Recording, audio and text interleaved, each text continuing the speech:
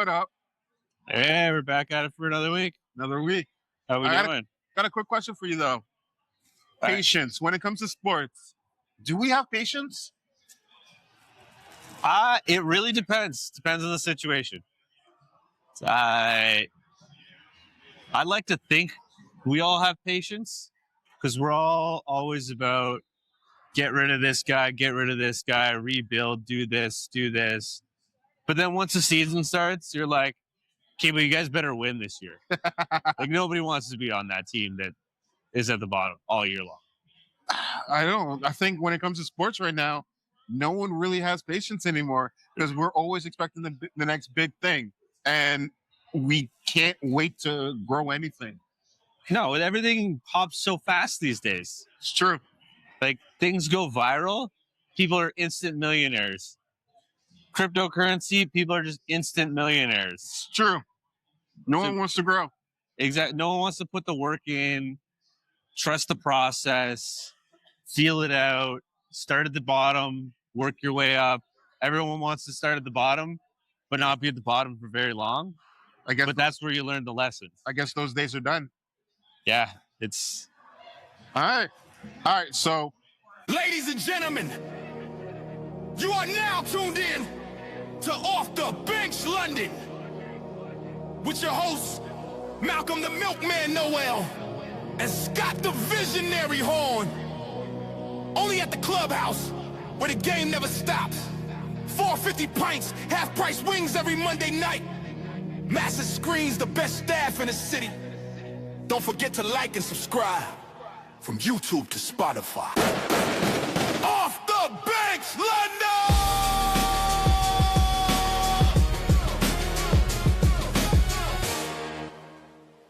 Yeah. I'm Malcolm the Milkman and Scott the Visionary Hone. So obviously we record every week at the clubhouse. We have the national game going on behind us between Miami and Indiana.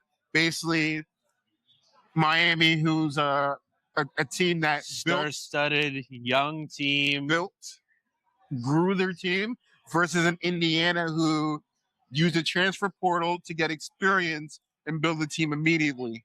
But you can also build your own by coming to Clubhouse on Super Bowl. Yeah.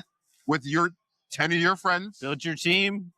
Build your team. Come out. Watch Super Bowl. Come chill with us. It's going to be lots of prizes. Taz and Jim are going to be playing, doing their thing here. There will be I believe, if I remember correctly, a kickoff competition. So you got that FM 96 energy coming in here.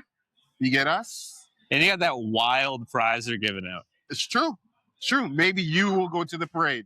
The list of where you might go is going down slowly. It could be Seattle. Could be Los Angeles. I'd love to go to LA. Who doesn't want to go to LA? I'd love to go to LA. Could be Denver. Denver's exciting. Hey, it's also February time, so you can go skiing. Exactly. Okay. Make the most of your trip out there. Woo! Or you can go to Boston. That's crazy. And go see the place that has the most parades ever. Unfortunately, because they just had a parade 2 years ago. I know. It's honestly silly. Like, children that have grown up there are spoiled. Yeah, because I would say if you're from Boston, you don't know what a participation award is. No. But they do know what a participation award is. It's a trophy. For winning. Yeah. For winning. They're like, guys, this isn't that hard. I don't know why every other city struggles. All right. So how was your week? Well, it was a very long week. I feel like a lot happened. Like, obviously, we did our podcast Monday. Yeah. And then we're getting into the boxing now. Yep. Doing a little more trip. We did the fitness test. Yep. Holy. I'm still sore. Oh, I'm recovered now, but okay. Oh man. I haven't done burpees and push-ups. Then you never went quite to Boomers. Some time. No, obviously not. I'd say Boomers, when I went there and did my first boxing match, the amount of burpees we did, I'd say it's the amount for the average human, a lifetime and more. I mean, it's good though. Like, I liked seeing the bar, and it was cool seeing everyone else doing the test as well. Because when you feel like you're not in shape, you got to remember you're still on par with a lot of the other people there. Exactly. So it was kind of like an equalizer. But you can also see the age group. You know, if you're under 30, over 30, or close to your 60s. Yeah. You know, The cracking of joints was real. Exactly. Honestly, it was eye-opening. And for people who says I want to get older, try doing burpees at the age of 30, then try it at 40, then do it at 60. Trust me. Yeah. Stay young forever. But yeah, after doing that, I spent a couple days under the weather. Yep. But being really sore and sick bad is combo. So bad. Bad combo. It is not fun. What else do we there was that boxing event on Saturday. Yeah, that was crazy. So the Lawrence Boone Memorial Part 5 boxing event took place at Marconi Club. Yeah. Man. That place was packed. It was sold out.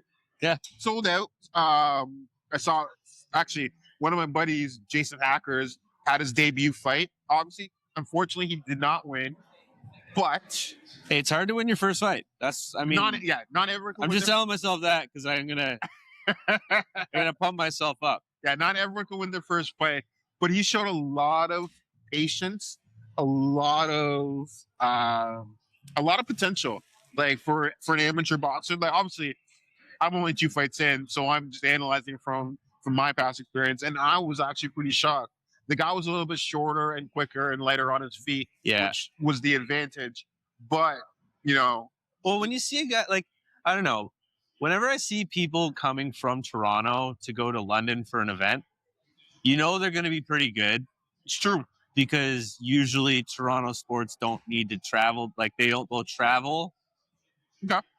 But when they travel, like, there's so many people in Toronto, there's so much competition. Yeah. I agree with that statement.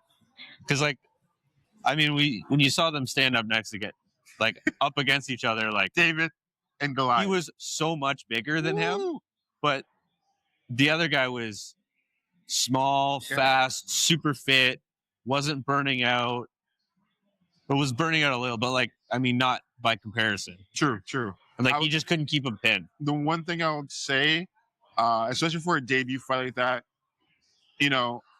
he's doing it in front of his friends, his family. It's nerve-wracking. That is like, on a debut fight, it's the hardest challenge that you have to overcome. Yeah. Is the performance aspect of it, and it's not the ring aspect. Because you can always analyze that after. It's like, your first fight's now under your belt. Who cares about the first outcome? Because at the end of the day, it's a learning experience. It's a learning experience, but it's like getting over that stage fright. Like, I mean, we haven't gotten into sparring yet, obviously. No. The real training is going to really kick off this week. Yep.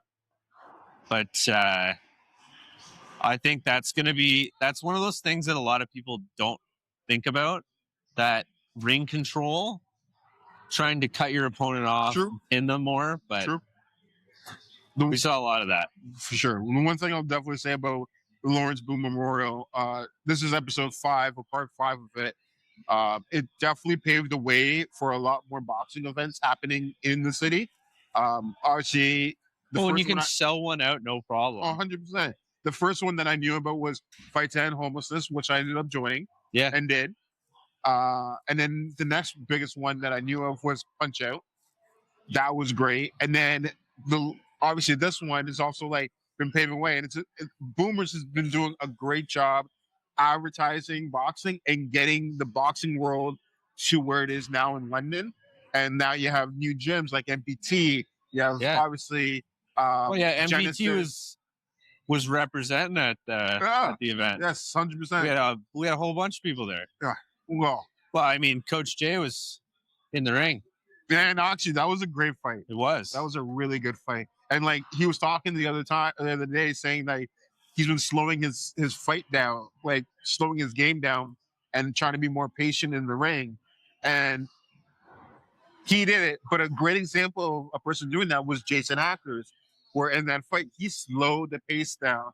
Obviously, could have worked more in his benefit, but the way he was fighting was like a a very mature boxer. So, yeah, I feel like older people tend to do that. true. You have to be, right? You don't have you're to more measured. You're not jumping into the ring with all this energy and bouncing Exactly. around and going crazy right off the hop. exactly. But that's just an experience thing. Oh, for sure. All right. I know we have the national game going on behind us. Miami versus Indiana. Who do you think is going to win? Man, I honestly think Indiana's going to win. You think so? You think Yeah. I think they're going 16-0. Okay. The first team, I guess, because it's the new platform Yeah. now. Okay. Well, the way they built their team, they took a bunch of older players. Yep. So they don't have all these little skill guys, but they have all these older veteran players. So they're beating everybody with strength. True. I don't know. Like, personally, I kind of like going with the underdog. Miami, you got speed, you got raw talent, and you got Michael Irvin taking out his belt and slamming things. Like, come on. It's true. The energy out of Miami is just ridiculous. And unfortunately, aren't they playing in Miami right now? They're in the Hard Rock. Oh, they are too, aren't they? They're playing in Miami. Damn. So, like, this is a home game. It's a home game for a lot of them. So, yeah, so having the underdog, that's such an equalizer, though. The underdog gets the home field advantage. I mean, that just happens to be where that's where it was. Like, that's why I thought, where the national championship. That's why I made a playoff pool just in case San Fran made it to the Super Bowl. There would have been home field advantage because they know that field. You're gonna drive an ambulance there and a hearse. Yeah, man. But let's get into football then. All right, let's talk. All right, so we're switching up our style just a little bit. That we are. And change it up, just little tweaks, just a little bit. New year, new us. So like now less to talk about. Now, well, yeah, it's all about more the direction. Points. It's more direction. Like I said, every week we get better. We have another camera. We're bougie now. That's what you can say. We're starting to be bougie. We could get two things. So the one thing I'll say, and I'll drop it down, is like, man, this weekend for football was ridiculous. It was turnover heaven for all defensive coordinators out there. It was like a nightmare for all OCs. Oh yes, it was heaven for defensive coordinators. Oh yeah, like who? But I mean, that's what happens when you have of all the teams. How many of the teams that were playing in these games are offensive or defensive teams? There was the ones that won. There was 3 defensive teams guaranteed that won. Yeah. Unfortunately, one of those teams that won was also playing against a defensive forward team, and we all knew what happened in that. We'll get into that later. Yeah. Yeah. What a weekend. There's only one game that was more offense than defense, and we might as well get into it. Bills versus Broncos. Sean McDermott is I feel so bad for Josh Allen, just because that was his fault. That losing that game was his fault. I would say, yes and no. You can say yes, it's his fault for throwing interceptions and the fumbles. He was reckless with the ball. Yeah, he was trying to be Superman, and he wasn't just being Superman. You can't just be just be Superman. I know, but he was doing the most during that game. Exactly. That's why I feel bad for him, because he had to do everything. Okay, so the score was flip him and Sam Darnold and see what happens. Well, I'll get into that. Okay, I'll get into that. Okay, so Broncos beat the Bills 33-30 in OT. Man, the Broncos can't win a game unless it's close. I will say this. Bills, at least they have a winning culture. Bills might have won that game if the whole world knew what a catch was. Unfortunately, I'm at the point where I don't know what a catch is anymore, because there was in that game, and then there was the same situation in Seattle. Okay. What's your take? Here's my opinion. I'm listening. So it was Cooks, right? I think Brandon Cooks. Brandon Cooks. So it was Brandon Cooks and then Jaquan McMillan Okay. who intercepted it. So Cooks is catching it, but it looked like he didn't survive hitting the ground, Okay. which you have to survive the ground. Okay. If he didn't survive the ground and McMillan, it's McMillan? Jaquan McMillan, yep. Jaquan McMillan. If he hadn't have been right there with his hands on the ball to snag it as soon as he bobbled it when he hit the ground, it would have been an incompletion. Okay. The only reason it wasn't an incompletion was because it landed in his hands and he didn't drop it. Okay. The ball never touched the ground. There was no opportunity for a football move. There was no opportunity for a football move. He didn't survive the ground. Catches the ball, comes down. He has it. He hits the ground. All tiebreakers used to go to the offensive player, though. Yeah, but I'm saying he never had control of it once he hit the ground. It was just on top of it. True. And then he comes up with it.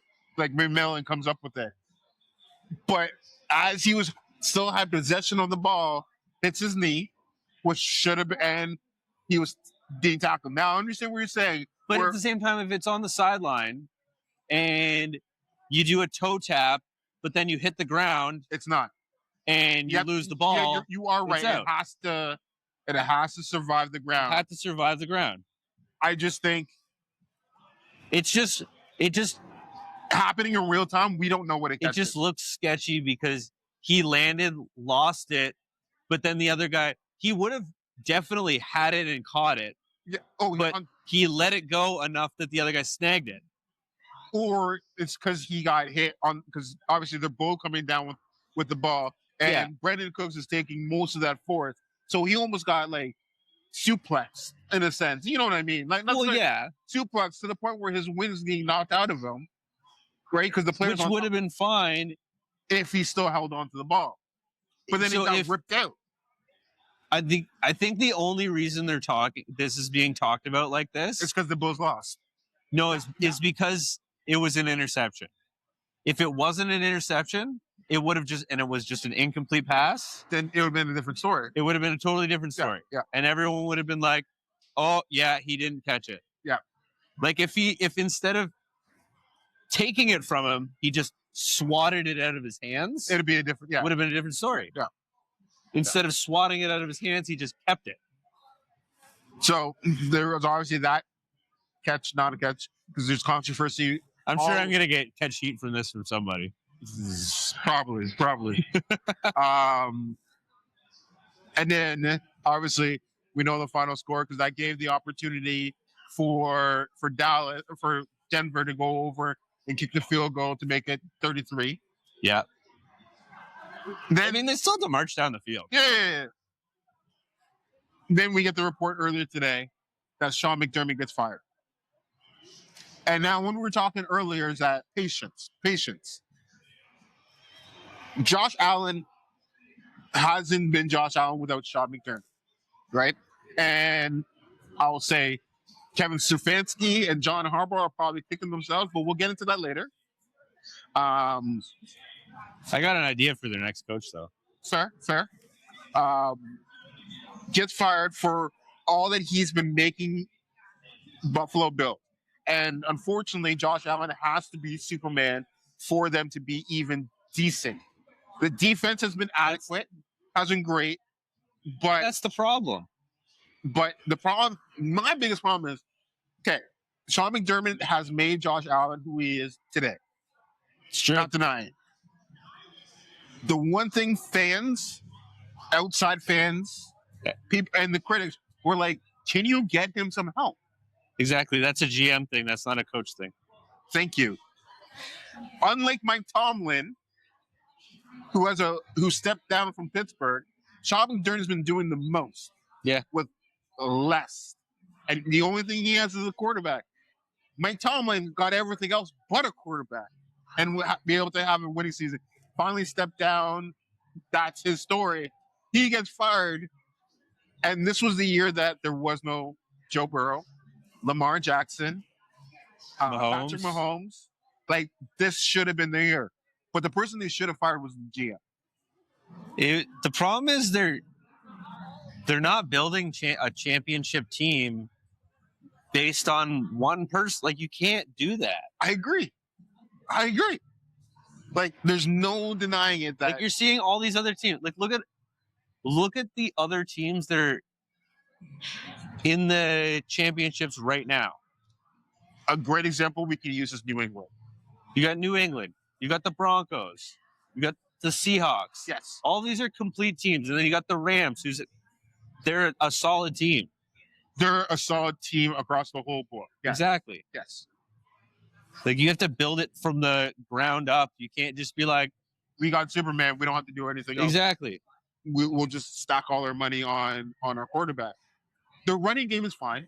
Brandon Cooks is an adequate quarterback or wide receiver. Yes. Okay, but Cooks, why is Cooks on the Bills? Because no one else wanted him. Exactly. Who else do they have? They're throwing it with McKinnon. Oh, they drafted a guy, Coleman, last year. Yeah.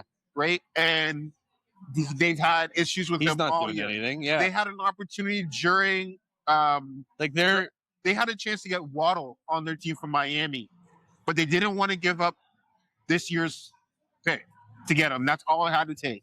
They didn't want to go and get him with that pick. They decided to hold off. Yeah. Like, the GM has had multiple opportunities to build a team. Just keeps dropping the ball. But it's not Sean McDermott's fault. There's nothing that he's done. No, they're gonna be feeling it. Well, I have a hot take for the later about Sean McDermott, where he should go and force himself into. But we'll talk about that after. Anything else you got for this game, though? Okay, so here's another hot take. I'm listening. They wouldn't have even gone into overtime. There was I think it was a pass interference. Yes. That should have gotten called. So it was a pass. Yes. Buffalo's defense was offside, or I believe it was offside or pass interference. Can't remember what it was. There was a penalty that happened. Yes. That made it possible for the Bills to tie it up and go into overtime. Broncos. Yeah, you're right. The Bills tied it up to go into overtime. Yes. And then obviously Josh Allen throws the interception. Yeah. But then on that final drive, Bo Nix breaks a bone in his ankle. Now he's out. Yes. If that penalty hadn't have happened, the Broncos would have won in regulation. Bo Nix would be fine. That's a fun take. There's a what if for you. Wow. Good point. Bo Nix could have been saved if they played the ball properly. Okay. Yeah. And now, unfortunately, they're leaving the door wide open for New England.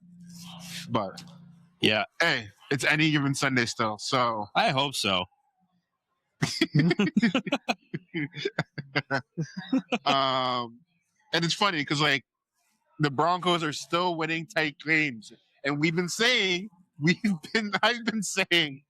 you can't keep winning forever. This can't be sustainable. Yeah. And like next week it has to happen. I know you don't like it, but New England has to destroy them. Yeah. We'll see. It's honestly the way he builds his team. I think Jarrett Stidham might be okay. Because Bo Nix isn't like insane. He's just the epitome of a game manager. Okay. Like, he never goes crazy. He just does what he's supposed to do. We'll see. Which, if you have a good backup quarterback, New England's defense might not be ready for him. As long as Stidham, who hasn't played, and The Patriots in championship games have lost to a backup quarterback before. Yeah, that is. As you can see, I'm not wearing any NFL related gear today. He's retired. I'm retired. My football season's over. I'm just watching for the entertainment aspect of it. So I get to rock my own company, Milky Way Apparel. So hey, it is what it is. But oh yeah, okay. So we're talking about that game, and then we flip it over a little bit to the 49ers versus the Seahawks. Oh Where man, the Seahawks destroyed the 49ers. that game was 41-6. never close. But here's a great take on the Seahawks versus the 49ers. There was a play that started this game. It was a 95-yard return by Rashid Shaheed on the opening kickoff. Yeah. He returned it to make it 7-0. If the Seahawks really wanted to, they didn't have to do anything for the rest of the game. This is true. Because they would have won the game. In the first like 8 seconds. That is your biggest what if. Yeah. Is if, all right, park the bus after the kickoff because we don't see the 49ers can't do a single thing in the office. As an athlete who's played sports for a long time, I know for a fact parking the bus is a terrible idea. But they could have, theoretically. Theoretically, the game was over the moment the ball was kicked to them. Man. But honestly, this game just kind of shows you like Seattle has a young, tough defense that's also super cheap. I think they're like the 23rd most expensive defense. What does this defense remind you of? Legion of Boom, man. Whoa! But this one's like different. Yeah. This one's like calculated. Legion of Boom was like, we're out to kill you. Like, it reminded me of like the olden days of NFL. Yeah. Where it was just like the Ray Lewis days. Or like, you might get a murder charge. But I think this is what happens when you have a really good defensive coordinator. Yeah. And they get to play a banged up offense for the third time this year. The second time in January. And they beat them and didn't let them do anything last time. Well, yeah, the first time they played, the 49ers dropped 3 points. The Seattle Seahawks this time decided, we'll be generous. We'll let you double it. You'll get 6. Yeah. So we'll triple ours. Man, though, like, wow. Yeah. Wow. Mike Macdonald, you are an amazing coach. What you're doing with the Seattle Seahawks is fantastic. And, like, understanding that your quarterback couldn't throw and he's injured right now, and you took the necessary steps to make it so your team could win without relying on your quarterback, shows you how game planning is so key in the NFL or in any sport. Exactly. Right? That You're only shows as the good as your game patience plan. the patience of a coach knowing his team and learning everything and being like, okay, you can't throw, we can run it, we can do this, we can do checkdowns. Like, we don't have to put you in a situation where you're going to hurt yourself. I think he had like 9 completions or something. It was like the least in a championship game since like Jimmy Garoppolo for the Niners, which is ironic. It's, as of right now, the painting is being painted where it's going to be Seattle Seahawks versus New England. It's showing that story. And unfortunately, I think it's an easier road for Seattle than it is going to be for New England. Well, I mean, Drake May is also his second year. True. This is the first year that Sam Darnold's on a team on the Seattle Seahawks. This is his first year. True. And we all relate back to Minnesota when he was like hot for the beginning of the season, couldn't finish it. Well, you don't have to finish it if the rest of your team picks it up.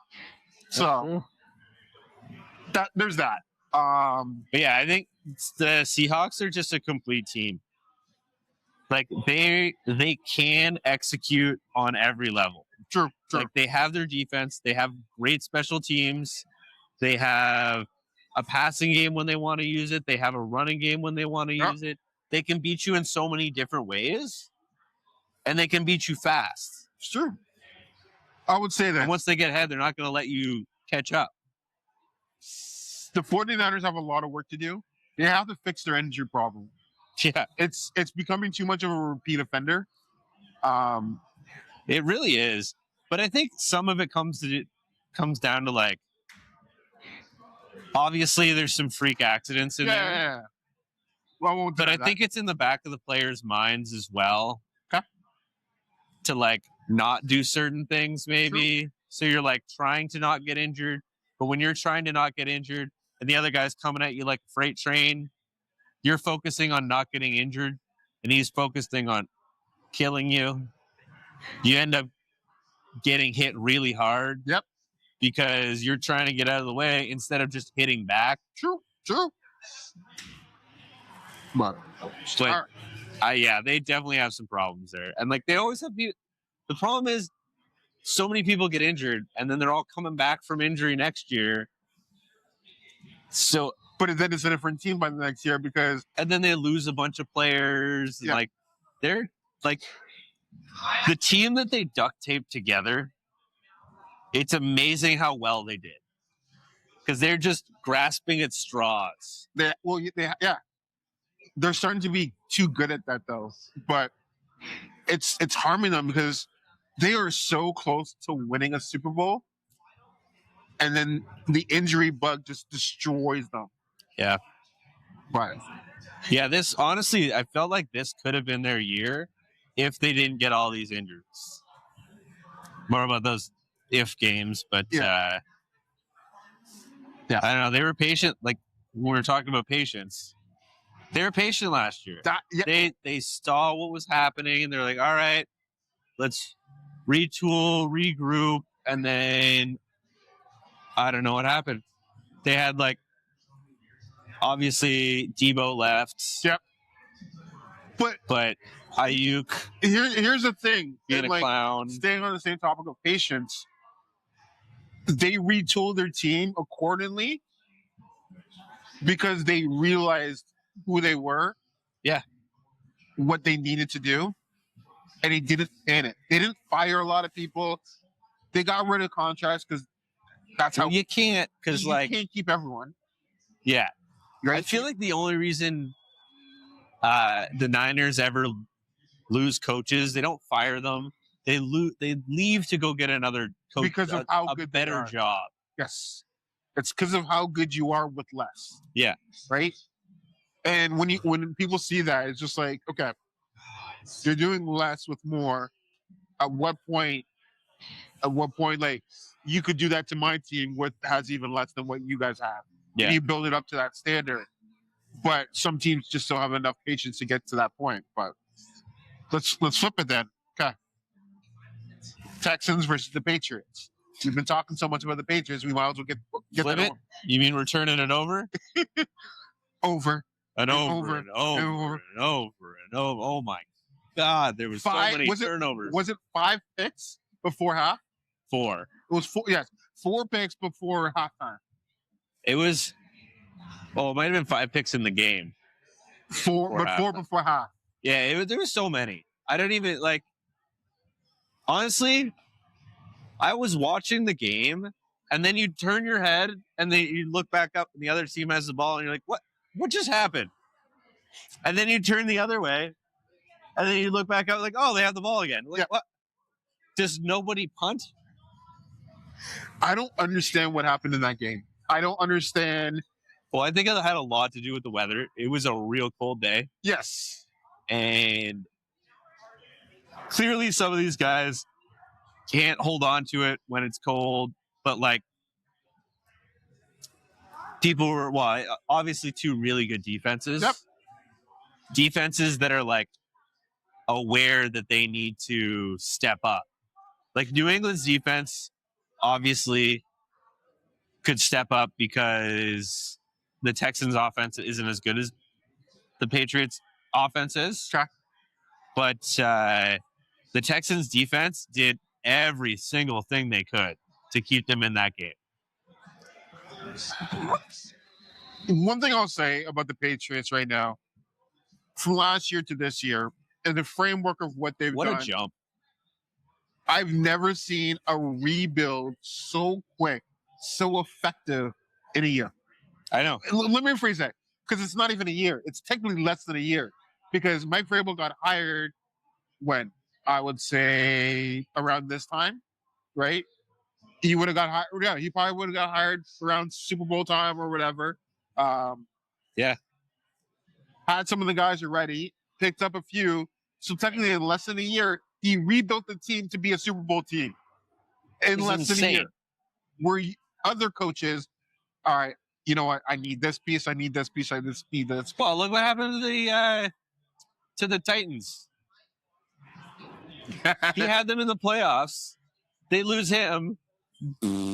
Tanked. Can't even do anything. It shows you when a GM makes the wrong decision and says, "Oh, my coach is not getting me there. I'm going to fire him and get someone else to rebuild the team." Where Mike Vrabel is like, "Okay, I'll go to New England, build a team how I want, and instill my culture onto the team." What also helps because he has a lot of street cred there too. Yeah, well, he played there, Exactly. so he'll be able to give that perspective to the Yeah. athletes. Like, hey, I was a champion here. Let's go be champions. This is what I did. And he doesn't have to worry about the GM or the owner pressing down on him, because he already has the culture. Yeah. Well, do you know what one of the first things they started practicing was? Victory formation. Exactly. They're like, no, I'm teaching you that we're going to be in this position a whole lot this year. That Get used to it. That is huge, though. Like doing that as your first play instills, like, we're going to be doing this so much that everything else is going to lead up to this play, and I'm going to make sure you guys know what you need to do. You're like, this is how we're going to end every game. Yeah, and they've proven it. For what's going on in Houston, I think CJ Stroud needs to take a step back and realize there's a reason he wasn't the number one pick. He's not the hero. He needs to learn to manage the game. When you have a defense like that, you need to learn how to manage the game. I agree. All you have to do when you have a defense like that, not turn the ball over. The one thing that, if you can just, because they were so good this whole time, yeah, because they weren't turning the ball over. Sure. Because even if they punt, they're going to get better position than you, because they're probably going to make you go 3 and out or turn the ball over themselves. Yeah. So a punt is better than, obviously a punt is better than a turnover, but it's all about possession. You don't have to tell me. I understand that analytics can be wrong. Yeah.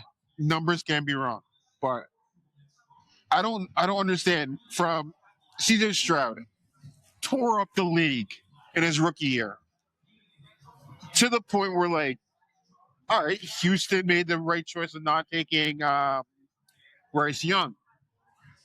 I've seen more of a leap from Bryce Young than I have from CJ Stroud.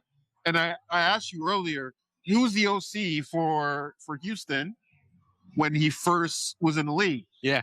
And so the way I see it, was it what's his name? Bobby Slowick? Or Nick? Yeah, when he first got in. Bobby Slowick. Yeah. So he had him. He popped off his first year. Yeah. He had his sophomore slump in the second year. Happens to everyone. They had some injuries. What did they do? They get rid of the OC. And look what happens. I'd like to say, can you tell me who he's OCing now for? But it's on a commercial right now. Oh, yeah. Is it commercial? Oh. Because, like, Miami, who was in the finals. The Dolphins. Oh, sorry, the Dolphins. The other Miami. Okay, the stadium that he's at. Yeah. That's what I meant. You know what I meant. And now his OC is Nick Haley, who was like a passing coordinator, tight end coach for the Rams under McVay. But we all know the mastermind is McVay. It's not the coordinators. Exactly. So. Oh, fun. Here's a fun fact for you. Listening. Both championship games, head coaches, Yeah. it's Mike versus Sean in both.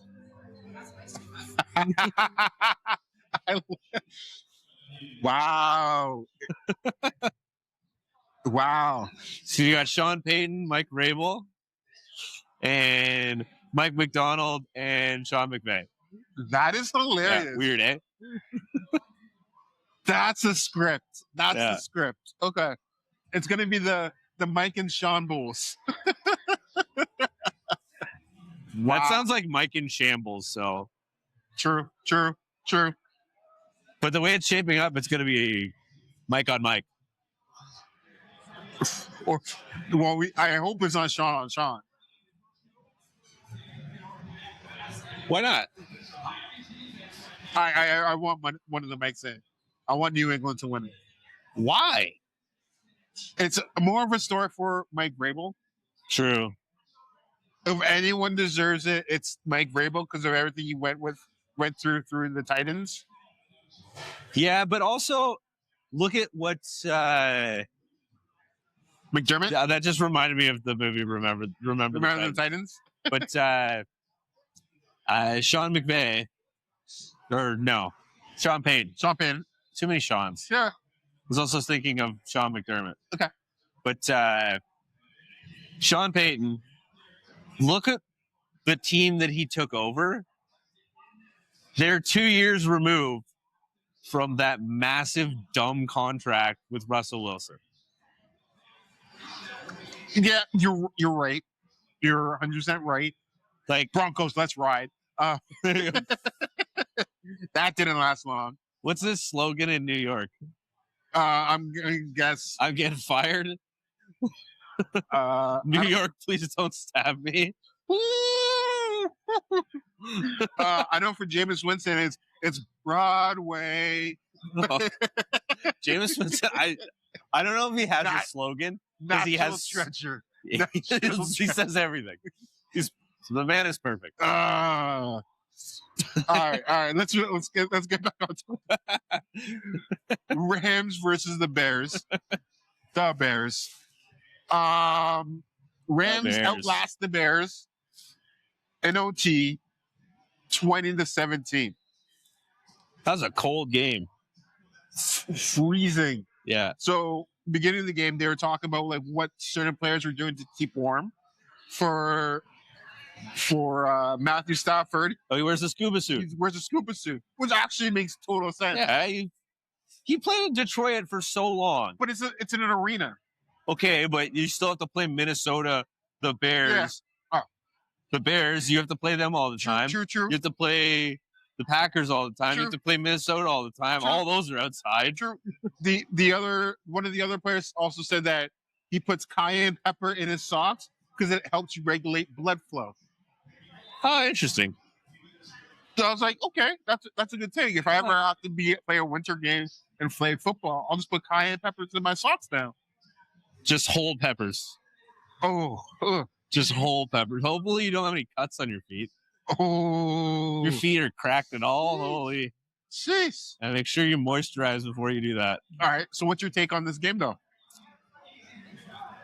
I was shocked at how much they were throwing the ball. Because usually when the ball it's this cold, like you run. That's the formula.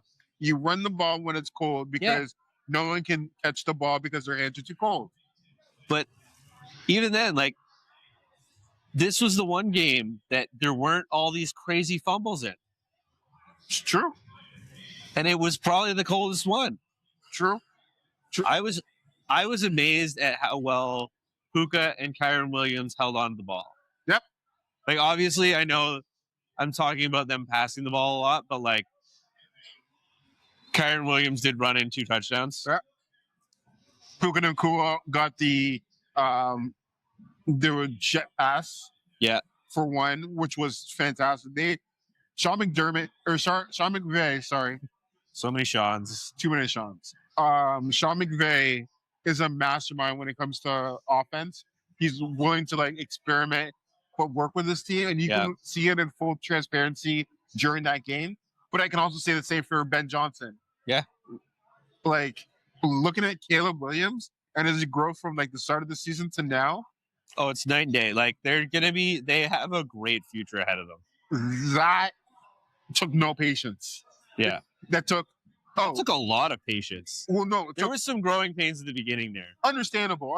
But I mean, like, But that's what happens when you are patient and you're like, okay, let's work with them, see what his strengths are, work with them, work through that. Like they could have used Caleb Williams probably a lot more. yeah, But- they didn't run him at all until the fourth. They could have run him a lot more.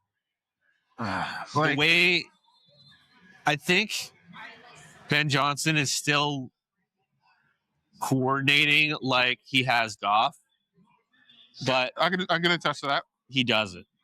No, he has an athlete. Yeah. He has a complete studded athlete, and I can't believe I said that about Caleb Williams. Like he's got a cannon. Sometimes it might not be quite as accurate as it needs to be, True.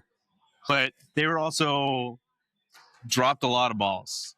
Like when I was saying the Rams didn't make many mistakes, they didn't turn the ball over, and they didn't have any drops. Sure. Whereas Chicago, 3 interceptions. One, to be fair, was on a fourth. Yep. Like some of those interceptions are like, yes, technically there's 3 interceptions. It was like Drake May had his one interception at the end of half on a Hail Mary in the end zone. So like, You don't really count it, but it's a stat I kind of hate that it's a stat. because it doesn't tell you the full story. Exactly. But then, it's so funny you say that. So Because then it it's goes a stat, but that affects analytics, which everyone reads the analytics, but misses the context of those analytics. exactly. So you're like, oh, it's like how if I throw you the ball and you bobble it and it goes flying up in the air It's an and someone interception. else catches it, it's an interception and it's on me. But it was actually a bobble. But it's on a drop. Yeah. But that being said, the Rams don't make mistakes that way. They're because they have Puka, who's got sure hands. They got Kyron Williams, sure hands. Yeah. They got Devontae Adams, sure hands. Obviously, their offense couldn't get rolling the way they wanted to in the weather. They also got Stafford got sacked like 4 times. Yep. So they're kind of all over them there, but that's what happens when you don't turn the ball over. The Bears beat them in pretty much every major stat Except turnovers. fourth down percentage, Yep. which And was, I think the Rams only did 1, Okay. Yep. but 1 to 3. Or 1. Yeah. yeah. And then what was the other one I wrote down? Penalties. Yeah, the penalties. The Rams only had 1 penalty for 5 yards, Versus 3 for 24 yards. which is still really good. That's still, yeah. Aside from those 3 turnovers, and between the turnovers and the drop passes, they would have blown them out of the water. Sure. Because Robodunze had a touchdown pass in his hands, didn't catch it in the end zone. Still blows my mind. Yeah. Still blows my mind. I will say, though, the way Caleb Williams came back and tied that game up, though, I was like, you know what? I'm okay if the Bears win this. Oh, yeah, that was crazy. It was fantastic. The way he... It's exciting. It was to the point where the sky cam got twisted because it didn't know where Caleb Williams, then had to reset, and then the ball's already thrown. And then for some reason, Kraft was wide open in the end zone. Now, there was thoughts that it was a little bit of a push-off, but it was still unbelievable. Yeah. So, I don't know, man. Like, Caleb Williams has a bright future in the NFL. Yeah, the Bears have... But this is what I mean. So, the Bills season ended at the same time as the Bears season. The Bills have now lost hope. The fans are in shambles. It's a disaster. The Bears fans are like, all right, this was our first year with this head coach. second year with Caleb Williams. Look at us go. We have so much hope for the future. And that's going to ignite the fans. Bills fans are going to be pissed. But Bills fans are only pissed off due to the fact that it's been how many years that Josh Allen's been Superman? Oh, exactly. And the team hasn't been built. And they're starting to lose hope. They're starting to lose hope. And unlike John Harbaugh, where John Harbaugh wasn't using Derrick Henry, he wasn't using the whole team and referring everything off to the OC, where Sean McDermott is doing less with more. He's doing the best he can with what they're giving him. They're just not giving him things. Gets fired for something that he shouldn't be fired. Where we all agree that the GM should be fired. If you're going to fire the coach, you have to fire the GM. Yeah. Right? Or is the GM going to hire the new coach and then the president's going to fire the GM? Like that doesn't make sense. Yeah. Like we know the biggest issue is the GM. Hands down. Yeah. You can't draft well, right? You're probably not listening to your coaching staff properly. Like it's at that point where it's like, what's going on? Well, yeah, because your coaches are going to be like, we need this, this, and this. Get me X, Y, and Z. Or take it from another team. Or take it from outside. Like, there has to be a change. Unless players really don't want to play in Buffalo. And I get it. It's snowy. It's horrible sometimes. I understand that. But, come on. Yeah, but I think that means it's same kind of deal with New England right now. Vrabel wanted to go there because he was like, this is the weather you build a championship team in. Sure. Because the people that want to play here want to win. Because going out in the winter in that weather and losing sucks. Going out in that weather and winning makes you feel unreal. That's true. It's true. The only other thing I'll say is when it comes down to like the Buffalo Bills, if they kept their coach and fired the GM, we were so close to seeing a true form of Josh Allen. Now he's got to retool to a new OC or a new head coach that may want something different. Yeah. And this might be the breaking point where Josh Allen may not win a Super Bowl. This is true. Right? Because who do you think their next coach is going to be? Well, I can tell you that John Harbaugh and Kevin Stefanski are probably killing themselves. Well, yeah. That would have been the best job on the market. You think so? It would have been better than the Atlanta Falcons, and it would have been way better than the Giants. This job. I don't know. I feel like. See, I still think the Giants is the best job. No. Okay, just because you have Josh Allen, but you run into the same problem they had before. If the GM isn't giving you players, I get you. You go to the Giants and you have a very cheap offense. You have all these players. Yeah. You have a good draft pick. You can pick whoever you want. So you can fix any hole you want. True. And you're building something. You have time to... You can build a culture with all these younger players. Whereas if you go into Josh Allen's house, you're going into Josh Allen's house. That's what I see as different. If I was the GM, I would be calling Mike Tomlin. Yeah. I was going to say Tomlin or Dable. Ooh. Wasn't he Josh Allen's quarterback coach for a while? Yes, he was. Woo! Wasn't that Josh Allen's best years? Sean, no, he was still figuring his days out then. But that's when he got it all sorted out. Okay. Damn. But for Sean McDermott, this is my hot take right now. My bar. Oh, I love this hot take. I actually would enjoy it, mostly for the wrong reasons. I will say, if I was Sean McDermott, I'd be calling Cincinnati Bengals up right now. Yeah. And what he could say is, I've done less with more. You guys have more than I have ever had. He's also a defensive-minded coach. Yeah. Which is what Bengals are weak in. I would love that. Now you I bring would out just love you to bring out the true side Zach of Joe Taylor to be Burrow. fired. You bring out the true fire in him. You bring out the beef to make him MVP quality with the weapons that he has.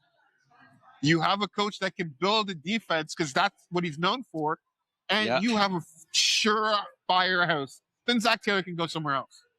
But like, if I was the GM of the Bengals, seeing them like, I'm on the call.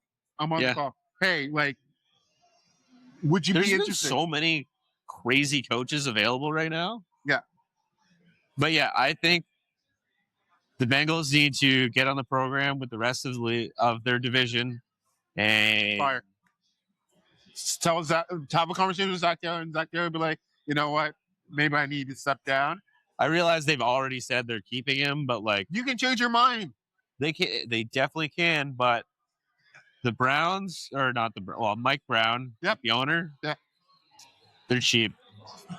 Well, They only spend money when they have to. What I'm hoping to and do he was is still on contract. I'm hoping to spread this enough to like Bengals fans so it gets to them. I'd love that. Even though I'm an Eagles fan, I would have loved to see Sean McDermott on the Bengals more than any other team. I would love him on the Eagles. Don't get me wrong. I know that's not happening.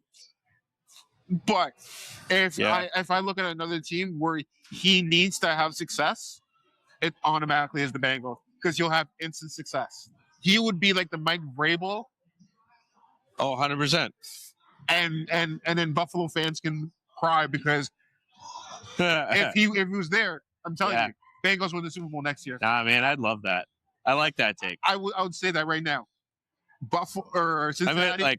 I like it because I don't want. Because you're a fan, but like. Well, and I just don't want Zach Taylor anymore. No one, and it's not even okay. So when it comes to patience, you're seeing progress. We had patience.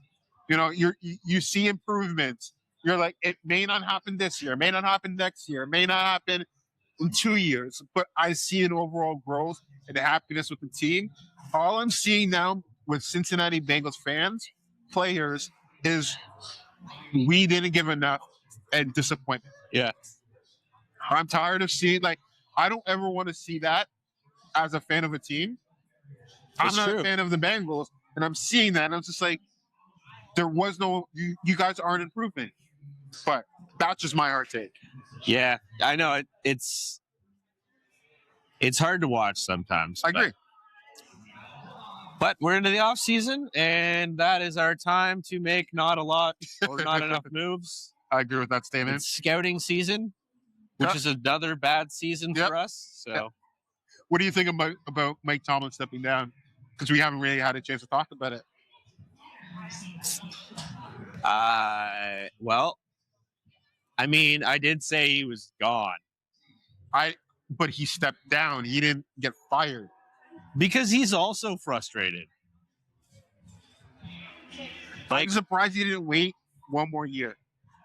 20 years in Pittsburgh, but I get it. What's the point? Yeah. He's also way younger than you think he is. Well, yeah. So he's got time to make another 20-year run somewhere else. I'm curious to see who Pittsburgh gets as their coach, because the franchise of the Steelers has only had 3 coaches. Which is ridiculous. And they've been around for like 60 years. Yeah. It's crazy. It's nuts. Being biased, I would like for it to be a minority. Okay. I saw who was saying that, how I know. It's racist that he stepped down. They need to hire another black coach. They don't have to. I would just like to see it. Yeah, but but if you're a Steelers fan, I know. Like, come on. I get you. Who are you gonna get? There's no one. There's no one that I can automatically think of except for Eric Bieniemy. Yeah, that's the only coach I think deserves to be a head coach somewhere. But other than that, for the Steelers, it's not going to happen. But I just think it's stupid that I get it, but for me, I don't know. For me personally, I look at it from the concept of the reason he was The reason he was a coach for so long had nothing to do with his color. with his color. I agree. And everything to do with he doesn't lose. Exactly. So when you bring in another coach just for that reason, you're like, okay, how about we bring in a coach that doesn't lose instead? It's true. No, yeah. How? Cam Newton, just be the coach. Oh, God. Kidding. But you know what I mean? Like, there's not many colored coaches in the NFL, No. right? So I'm not saying that Steelers need to. It's just, it's also shows that, you know, some of the coaches who are equipped to be a coach shows that possibility for other people to be coaches. Yeah. It shows that door. Not saying the Steelers have to do it. I'm just saying. I think it's dumb to look at them and be like, you guys need to replace him with this, though. Because, like, what do you mean? I know what you mean. That's not what I'm trying to get at. I'm glad I'm talking to you about this, and you're agreeing with me. It's not necessarily that they have to. I would like to see more representation as long as it's a winning coach, as long as that person deserves it. And exactly. The only coach right now that really deserves it is Eric Bieniemy from Kansas City. Yeah. He's not even in Kansas City anymore. I think he's in Washington now. I don't know. Yeah, but it is what it is. A little bit off topic from our usual.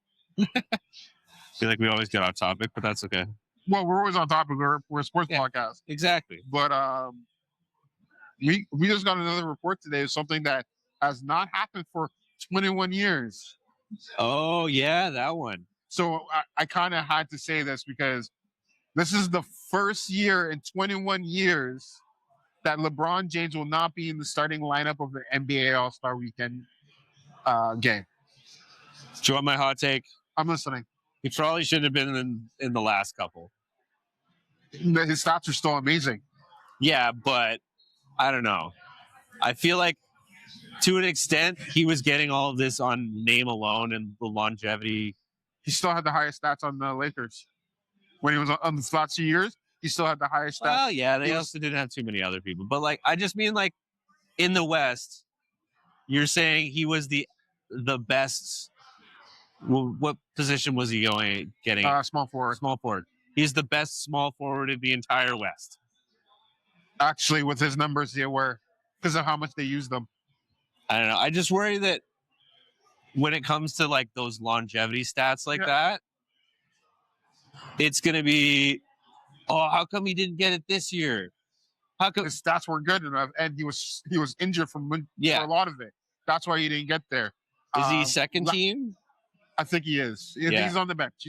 He's just not starting. Last year, he was a call-up. So someone got... so last year was a call-up and got into the starting lineup. Exactly. That's what I mean. So last year's the only year it's like, ooh. That's exactly what I was talking about. But this year, we knew it probably wasn't going to happen. But there's always snubs. You're right. For longevity-wise, it's tough. But because the only reason why LeBron is the GOAT. Who got it ahead of him? I can't remember. Yeah, we'll have to look at that because, like, I could see it being like, I don't know who got it ahead of him. I feel like you're looking it up right now. Yeah. But they could easily be like, oh, I'm injured. I hurt my leg in warm-ups. You go start instead of me. And then it'll be a big thing.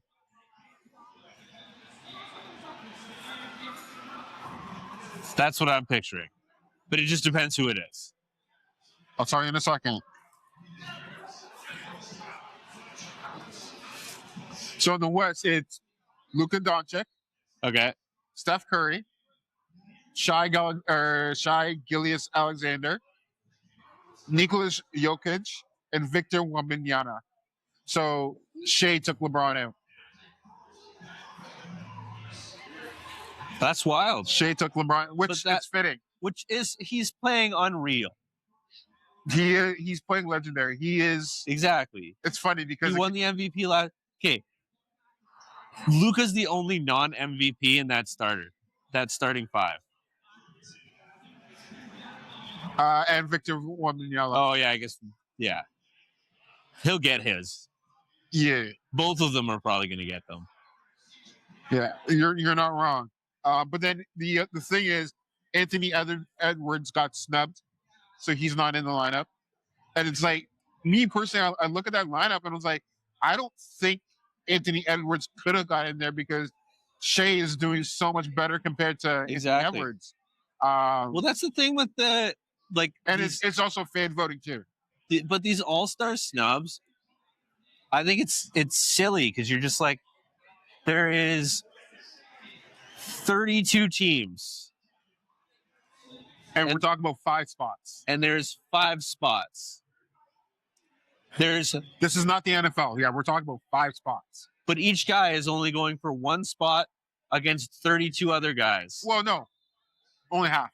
It's split between East and West. 16 guys. Yes. So you have to be the best player in your position out of your entire your conference. Conference. Whether it's East or West. So calling people a son, like, oh yeah, but like you could argue till you're blue in the face. Oh, for sure. It's a LeBron versus MJ debate. Yeah. We can argue a case for everyone. But I do like the way Anthony Edwards plays though, because he goes hard every game. He reminds me of Jordan so much, but he'll never be the face of the league. And I'm gonna be because he's also kind of obnoxious. True. He was great in that Adam Sandler movie. Who is he? That Hustler? I haven't seen Hustle? it. You haven't? No. Oh. Is that a must? Yes. Okay.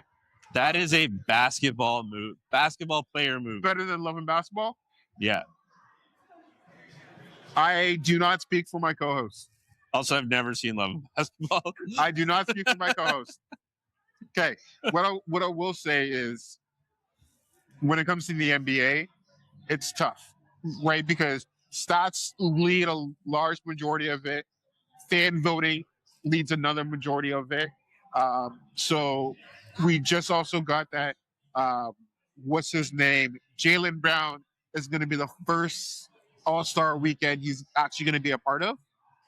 So like, really? Yeah, this is his first All-Star weekend that he's ever been voted in as a starter. That's crazy because like at one point, I don't know if he still is, but he had the biggest contract in the NBA. Yeah. And had never been an All-Star. That tells you how important he was for Jason Tatum. Yeah. So I see that. Crazy. For 21 years, we're not seeing LeBron there. Longevity plays a huge part of it. We're still seeing him there. He's just not in the starting 5. But what I'm saying is the torch is slowly being passed. Well, it's already been passed.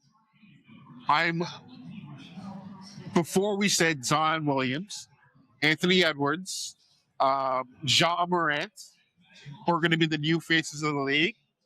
And it's funny that it's going to probably be an international person being the face of the league, which then means this may lead the NBA to be more global than American.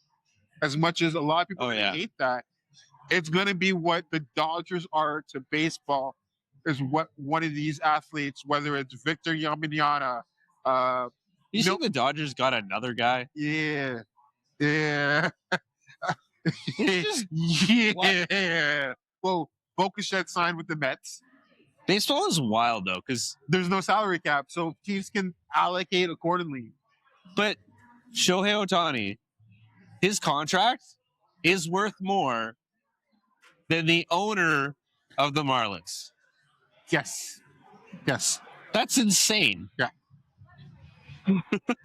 Take that in. Yeah. Take it in. But what right now, as we talk, that shows you what a rich owner can do. Yeah. Because it's like how Sean Payton took over the Broncos and was speaking to Walmart and was like, hey, this guy sucks. Let's get him out of here. True.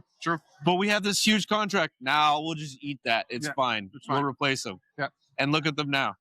What I'll say is, with our podcast, we can talk about the range of sports. We can relate it to like life. We can relate it to everything. It's funny because there's so much going on right now in sports whether it's NBA, NFL, NHL, where Well, this is prime time.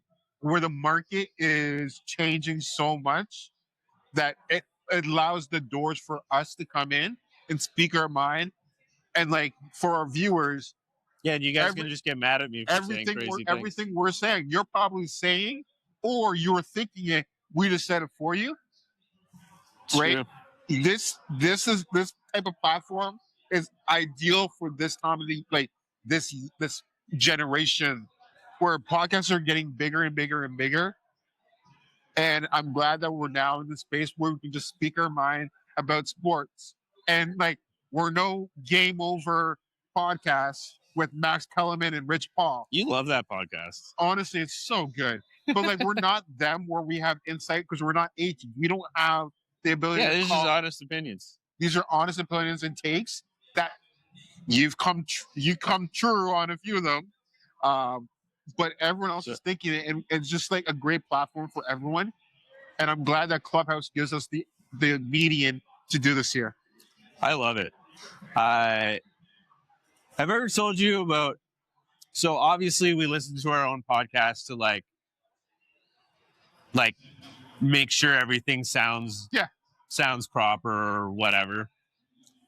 Sometimes I'll be listening to it, not really thinking. I'll be hearing you say your opinion on something because there'll be times where we record, then it doesn't come out for a little bit. You'll be talking, and I'll have completely forgotten because my mind is going all over the place.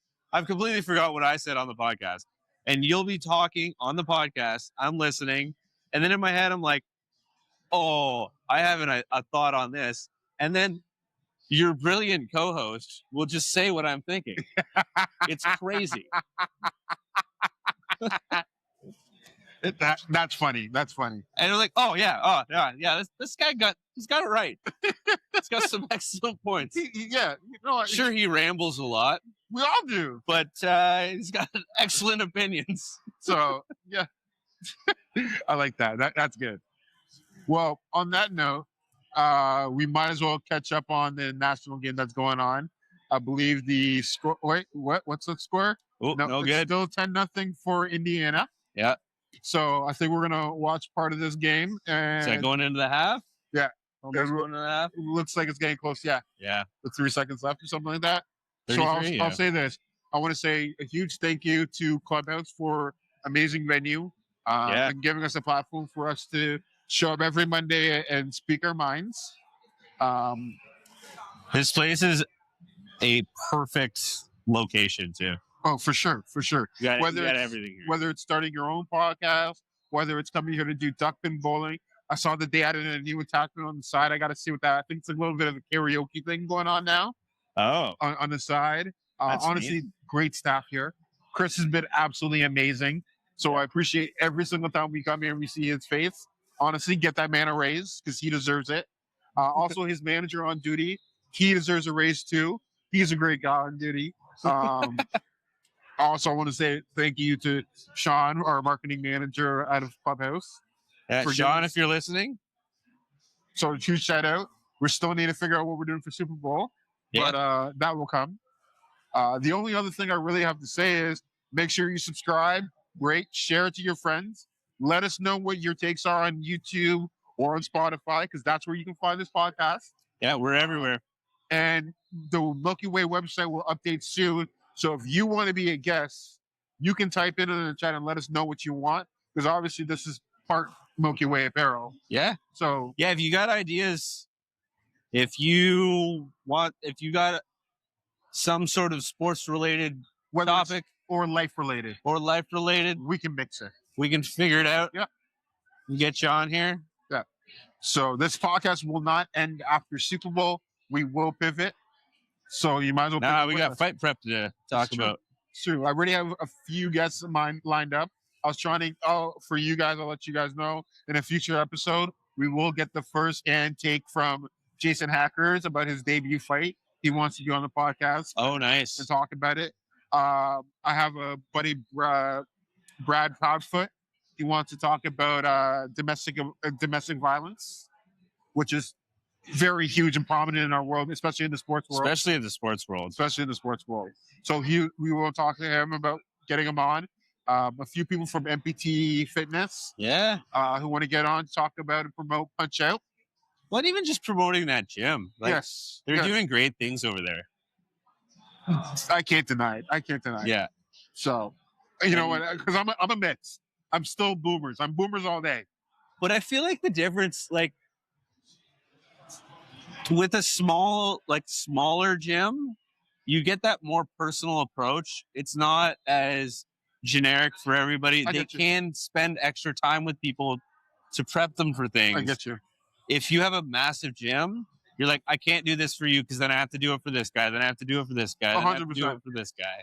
You're not wrong. You're 100% correct with that statement. So if you want that personal touch, I always view it from the concept of the more eyes and more opinions you get, the better. It's true. The better you can be as an individual, as a fighter. The more people, the more gyms that I'm a part of, they'll tell me their perspective. I'll take it in and I digest it, and I can apply it to my fight. Oh, exactly. And like, it's always better to be like, to an extent. Like, it's great learning all the, like, everything like that, but honing your skills. That's, I guess, kind of, it's the whole big fish, small pond, or do you want to be a big fish in a small pond or a small fish in a big pond? I'm diverse. Yeah, you gotta go back and forth because there's lessons to be learned both ways. It's true. You don't always want to be the big guy. Oh, for sure. But yeah, on that note, I know our beers are done. We need to go and get a refill. And unfortunately, this is going to be slowly our last few beers. Yeah, I am. You're going cold turkey or you're going buffalo? What's buffalo? You're going to stop drinking except for beer and wine. Oh. So like California sober? California sober or Buffalo sober? Buffalo sober? Buffalo sober, so I just stopped drinking liquor? Basically. Oh. Basically. No, I don't know. I think this week coming up, we got trainings. We're going to really start kicking off. Because a lot of like the little logistics things are out of the way. And it's just going to be, now we're into grind mode. Yep. So. Well, we'll see. We'll see. It'll be good. I'm excited. Honestly, I'm looking forward to how this podcast transitions to the boxing community. It's going to be huge. So like I said, you can find us on Spotify and Instagram and YouTube. Apple Music as well. Our main ones are, though, Spotify and YouTube for getting the whole podcast. Yeah. We also are on Apple Music and wherever you get your podcast fix. But yeah, I never understood that. But I'm just kind of like jumping in there. Go ahead. But everywhere says we're on Spotify, Apple, we actually YouTube, and wherever you get your podcast.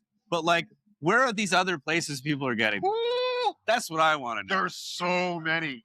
There's Last FM.